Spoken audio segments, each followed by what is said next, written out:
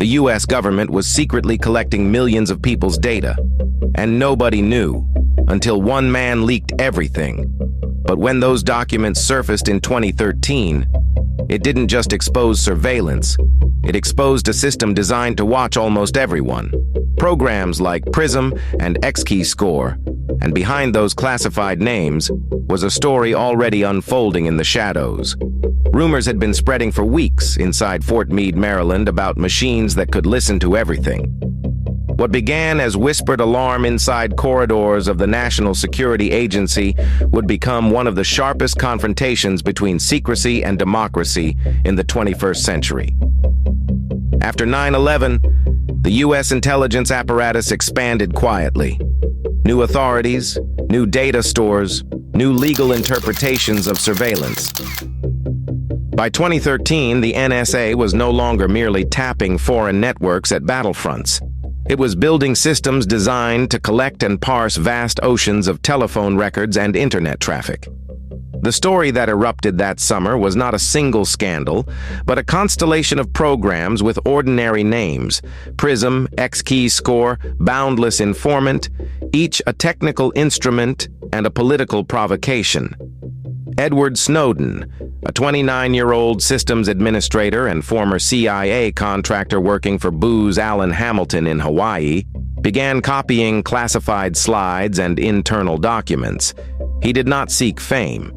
He sought to show citizens what their government was doing in their name.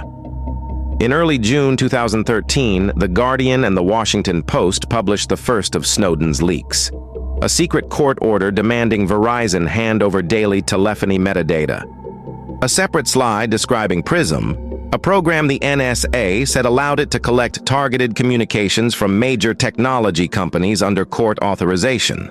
Follow-up stories revealed XKeyscore's reach, queries that could retrieve the content of emails, web activity, and more, and a tool called Boundless Informant that mapped how many records the NSA had collected from every country. The revelations were surgical in their effect. They exposed a dual reality. The agencies were operating under legal cover, the Foreign Intelligence Surveillance Court and provisions of the Patriot Act. But their interpretation of those laws allowed, in practice, bulk collection and analysis that many members of Congress and most of the public had not expected. Tech companies insisted they complied with lawful orders and later published transparency reports. Privacy advocates pointed to secret court memoranda and argued the scale violated civil liberties. The administration defended the programs as vital to prevent terror attacks.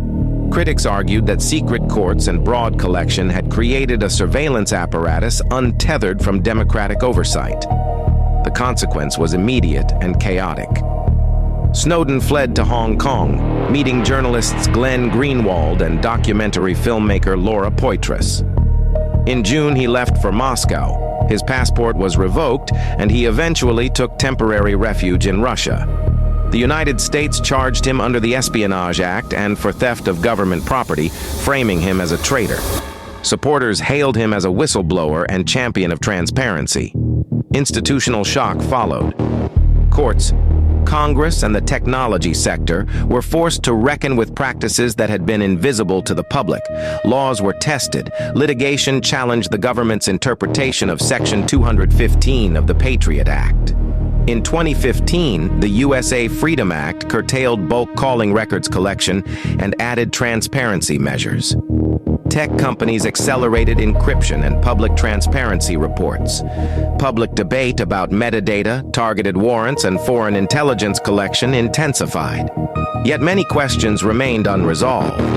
The NSA insisted it had stopped practices when courts or legislation required it. Reformers insisted that secret legal reasoning still allowed intrusive collection. For ordinary citizens, the simplest effect was seismic. The public learned that digital life, phone calls, emails, search histories, could be subject to large-scale government scrutiny. The Snowden revelations did not end surveillance, but they altered the balance of knowledge. They forced an ugly, necessary national conversation about how democracies should wield powerful tools in the name of security. They also produced a living paradox. The man who exposed the system could not return home, while the system persisted and adapted. Nearly a decade on, the debates Snowden ignited about privacy, oversight, and accountability remain central to how North America governs data in an age when everything is potentially visible.